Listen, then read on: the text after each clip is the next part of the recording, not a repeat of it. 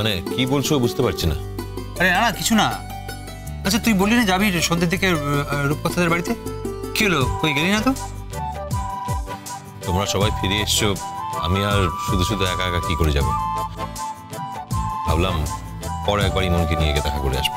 আচ্ছা আচ্ছা। তুমি কি যেন বলছিলে আগে একবার এসেছিলাম কি না?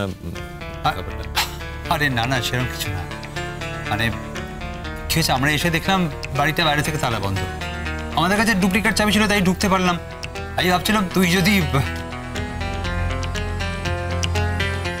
আচ্ছা ইমন কোথায় দেখতে পাচ্ছি না, আর বাবা কোথায়? আজ তো ইমনের তাড়াতাড়ি ফেরার কথা, বাবা বাড়িতে আছে বলে। আরে হয়তো মেজবাবুর শরীরটা বিকেলের দিকে ভালো ছিল তাই একটু হাঁটতে বেরিয়েছে, ইমনের সঙ্গে গেছে, আর কে জানে দেখ হয়তো চপের দোকানে গিয়ে দুজনে মিলে চুপচুপ করে গরম গরম চপ তেল ভেজে খাচ্ছে। হ্যাঁ কিন্তু আমি তো চপের দোকানের পাশ দিয়ে এলাম, কাউকে তো দেখলাম না। বাবা মাঝে মধ্যে ওখানে যায় চপ খেতে আমি জানি, কিন্তু আজ তো দেখলাম দোকান ফাঁকা, কেউ নেই তো। তাহলে দেখ ওই মিষ্টির দোকানে গেছে, ওই যে ভোলার মিষ্টির দোকান না ওখানে গেছে। ওই দোকানের গজার উপর যা লোভ তোর বাবার। তা হতে পারে, মিষ্টির দোকানটা তো আর আসার পথে রাস্তার উপরে পড়ে না, তাই হয়তো দেখতে পাইনি।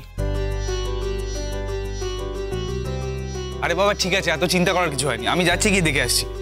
একে তো আমাদের সবাইকে ছাড়া চপ খাচ্ছে বা মিষ্টি খাচ্ছে, তুমি দেখো আমি মেজরিটির ঘাড় ভেঙে আমি সবার জন্য বাড়ির মিষ্টি নিয়ে আসবো, দেখো তুমি। দেখ পালিশ কিনা ভীষণ কিপটে তো, ওই ওর এক দোষ, এ দোষ আর গেল না। ছুঁচ বলে ঝাঁঝরকে, তুই কি তোর কাছ থেকে একটা পয়সা বার করা যায়? কতদিন বললাম সাবু আমাদের রসমালাই খাওয়া, নিজে রসমালাই খেয়ে এসে কি প্রশংসা কি প্রশংসা। যেই আমি বললাম যে বাড়ির সবাইকে রসমালাই খাওয়া, অমনি তারপর থেকে আর দেখা নেই। হ্যালো করি বা করতেন, দেখ দিদি আমার গাঁটে এমন পয়সা নেই যে বালি শুদ্ধ লোককে এখন রসমালাই খাওয়াবো। বলে আমার কিছু হলে কেউ কে আমার দেখবে? কেউ দেখবে না। হ্যাঁ গাঁটে যেটুকু টাকা আছে তাই দিয়ে আমাকে চলতে হবে। দেখবে কে? অবশ্য ভুল বললাম, দেখার লোক একজন পেয়েছি। আবার কাকে জোটালি? জোটাতে হয় না রে, জুটে যায়। আরে কিছু যদি নাই হয়, আমার পরে তো ইমন আছে, ইমন আমায় ফেলবে না। হ্যাঁ এই কথাটা তুই ঠিক বলেছিস, ইমন কাউকে ফেলবে না। সবসময় আমি ঠিক কথাই বলি।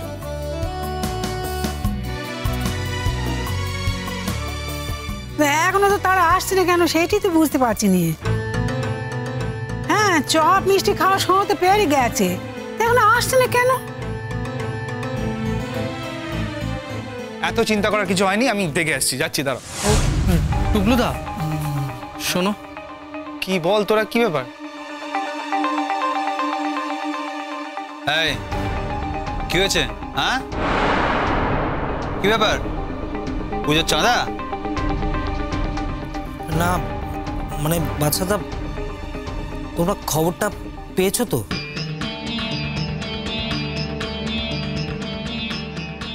খবর? কিসের খবর?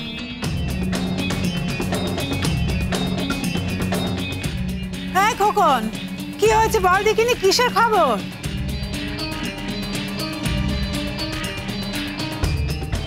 এই কি হয়েছে বলবি তো? বলছি যে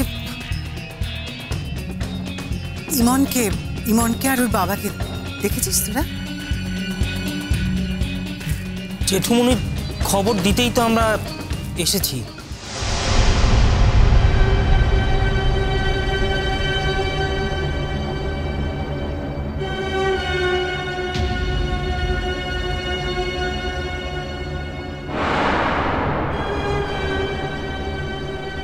খবর মানে? বাবা কোথায়? কি হয়েছে বাবার? না, ইমন দি তো আমাদের ডেকে নিয়ে গেছিল জেঠুমনিকে ধরে তোলার জন্য। মানে কোথায় তুলতে যাওয়ার জন্য? এই বল না কি হয়েছে মেজ ঠাকুরপোর? হ্যাঁ এই খোকন, ওরা তোরা চুপ করে আছিস কেন? বল দেখিনি। হ্যাঁ দাঁড়িয়ে আছিস কেন চুপ করে? এসেছিস যখন বলতে বলে ফেল না। বুঝতে পারছিস না আমাকে চিন্তা হচ্ছে? বল। জেঠুমনি অজ্ঞান হয়ে গিয়েছিল।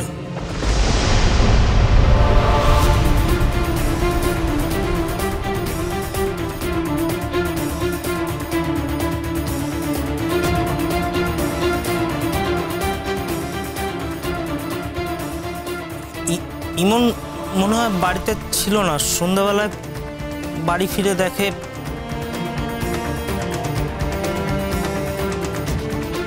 সন্ধেবেলা, কিন্তু ইমনের তো দুপুরবেলায় ফিরে আসার কথা ছিল। পরে হচ্ছে আগে শুনি ব্যাপারটা কি হয়েছে।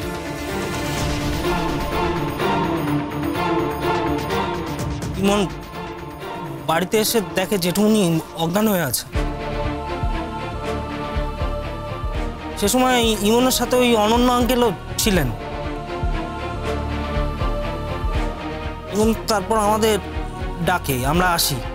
অ্যাম্বুলেন্স আসতে দেরি হয়, আমরা ওই ধরাধরি করে অনন্য আঙ্কেলের গাড়িতে তুলে দিই জেঠুমনিকে।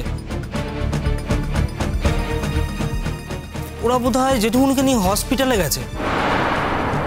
মানে তোমরা জানো কি জানো না এটা তো আমরা জানি না। তোমাদের বাড়িতে আলো জ্বলছে দেখে খবরটা দিতে এলাম।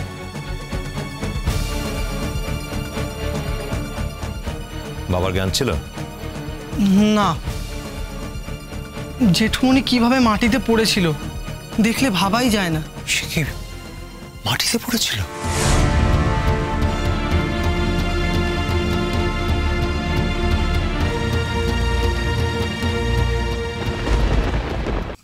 মনে হয় টেবিলের ওপর জলের গ্লাস ছিল, ওই জলটা নিতে গিয়েই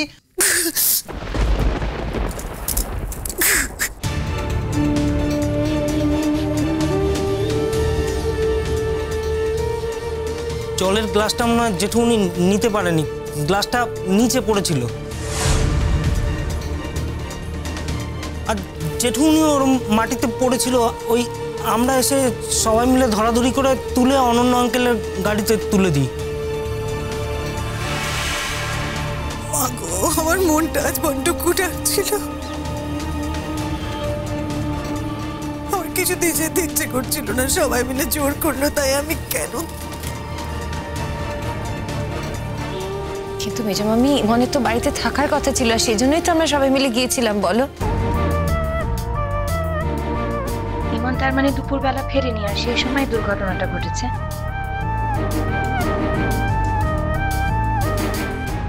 কিন্তু ইমন যে কথা দিয়েছিল, কথা না রাখার মেয়ে তো নয়। ও যদি না আসতে পারতো তো ঠিক জানিয়ে দিত। হ্যাঁ, কিন্তু পাড়ার ছেলেরাই তো বলছে যে ও সন্ধ্যাবেলা এসেছে। ইমন যখন ছিল না তখনই জেঠুমনি ওরমভাবে অজ্ঞান হয়ে পড়েছিল। ইমন তো দেরি করে এসেছিল। এখন কোথায় ওরা জানিস? মনে হয় ইমন দি যে হাসপাতালে পড়াশোনা করে সে হাসপাতালেই হবে। কেন, তোমাদের ফোন করে কিছু বলেনি? ইমন ফোন করেনি? না,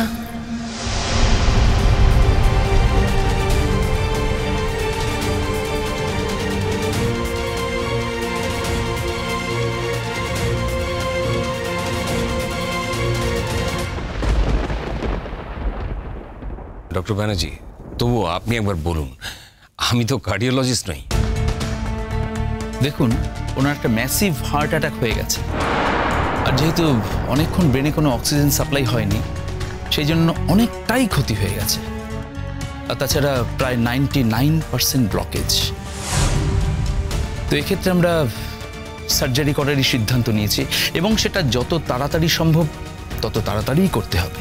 ঠিক আছে, কোথায় সই করতে হবে বলুন, আমি করে দিচ্ছি। কুসুম দোলা কুসুম দোলা।